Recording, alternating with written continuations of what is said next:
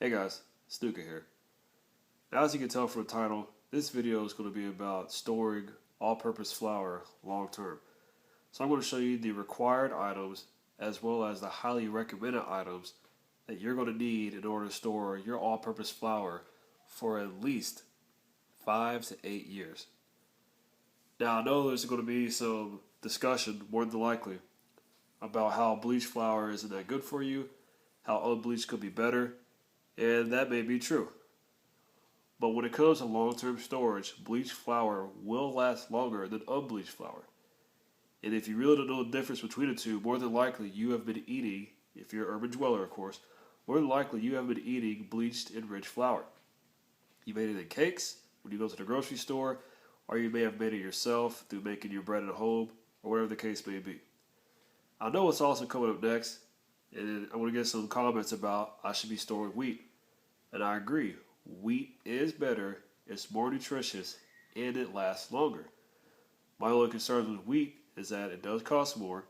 You have to have a hand mill in order to grind it, which is, if you've never done that before, it's quite the task. I'll put it at that. Not undoable, but it's just quite the task. As well, if in a bug out situation, if I run out and I have a whole bunch of wheat, it really doesn't do me that good if I can't grind it into flour.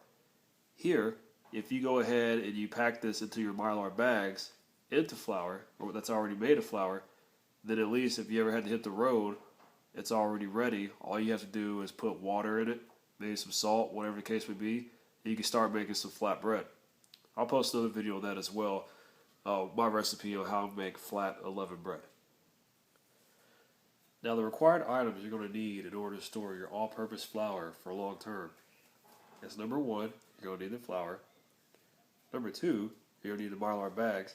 In today's demonstration, I'll be using a 1 gallon Mylar bag because I feel that works best for me. Number three, you'll need the oxygen absorbers.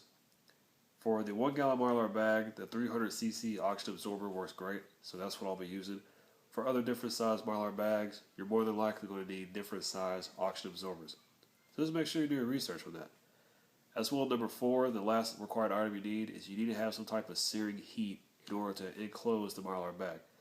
Because inside of it, you're going to have the flour, you're going to have the oxygen absorber, and then you're going to sear that heat up with an iron.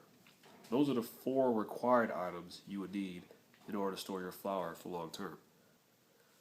As well, there are also highly recommended items you probably want to use while you're prepping. And I strongly suggest you do these, but they're not necessarily required. And that is, number one, get a food grade bucket. Number two, get a lid for the food grade bucket.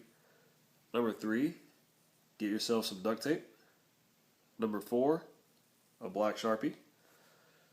Number five, you're going to want a pair of scissors. Number six, a rubber mallet. And number seven, what I also highly recommend is you get a pail lid opener. And I'll show that also in this video, which I actually did a review over it if you want to go check that out. But those are the other highly recommended items you should have when prepping. Anytime I prep, I make sure I use all of the above because I want to be better safe than sorry. Now, because flour is such a fine powder substance, it would make sense that you should prep this flour in a place where you can easily clean it up, such as the kitchen floor, or as you can tell myself, I'm in the garage because it's a lot easier to sweep this up because it's very easy to make a mess out of flour. Now, what I recommend you do, since opening the bag is not exactly the easiest of arts, once you have it open the best you can, just simply take that Mylar bag upside down, place it over it. Now all you have to do is flip it upside down until you get all the flour out of it, and that's pretty much a safe bet. By the way, the 1 gallon bag is perfect for 1 5-pound bag of flour, which is pretty much that pound bag you just see right there. That's 5 pounds. Alright, now that we have the flour inside of our Mylar bag, it's time to take out our oxygen absorbers, and then we're going to place that inside of the Mylar bag with the flour itself. Now, I've posted a video on my channel about how you can reseal your oxygen absorbers for later use. So I'll go ahead and post that description in the link, or I'll post that link in the description so that way you guys can click on it and check it out for yourselves. Alright, so now that we have our oxygen absorber inside of our flour, it is time to go ahead and seal this bad boy up. Now, the reason why I like these 1 gallon Mylar bags is if you can tell right here, There's a nice little tearaway. It's a little notch. You can kind of see that. What you want to do is you want to iron above that notch.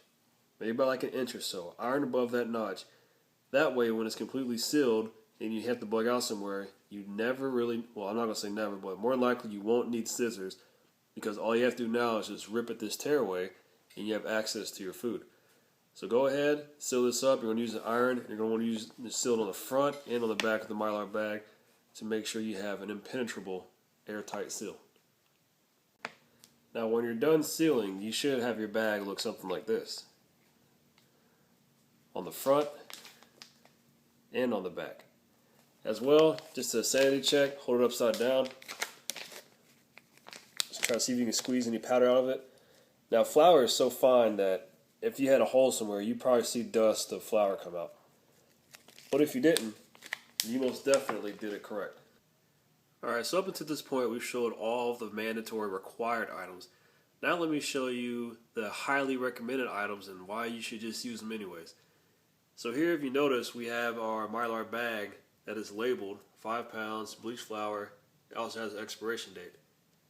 Without the duct tape or without the Sharpie, you wouldn't be able to do this. So you'd have a whole bunch of Mylar bags and you wouldn't know which was salt or which was sugar or which was flour or whatever the case may be. So that's why I highly recommend it. As well, if you notice, this is sitting inside of a food grade bucket. I highly recommend this as well because once you put the lid on top of it and use that rubber mallet and you hammer that in there, your Mylar bags are well protected from any type of rodents. So there's another reason why I highly recommend these items. Now if you recall, I talked about the scissors. The reason being for the scissors is anytime you prep something, you should also take the nutritional facts with it. That's what I have here. So now we can tell how many calories the flour has for a quarter cup, the proteins, the ingredients, and any type of allergy information that may be included. Let's go ahead and toss that in your bucket. Take your rubber mallet and seal it up. Now as for the Pell lid opener, like I said, I'm just going to post a link in the description to go ahead and check that out. Once again, guys, I hope this video was informational to you. Please keep the comments, rate, subscribes going. By the way, flour, like I said, should last about 5 to 8 years. They say 10 years, but I always err on the side of safety, so I say 5 to 8 years. As well, wheat, for those who are interested, can store up to about 30 years. But like I said, it's a lot easier to have flour that's ready, and I'm definitely going to be prepping both, but I don't think there's anything wrong with having flour as well. So let me retract my statement here. Rate, comment, subscribe. And until then, guys, I'll see you soon. Later.